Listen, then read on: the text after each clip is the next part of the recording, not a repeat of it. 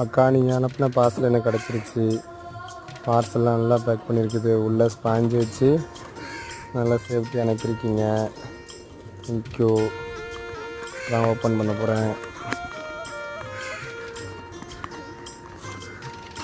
Okay, சூப்பராக இருக்குதா? Thank you அக்கா.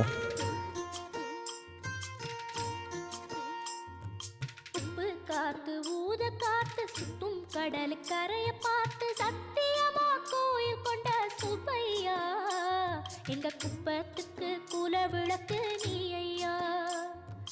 வாட காத்து வீச பார்த்து அலையை எதிர்த்து வலைய போட்டு மீன் பிடிக்கும் தொழில் நடக்குது முத்தையா.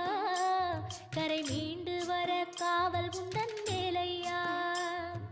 திருச்செந்தூர் ஆண்ட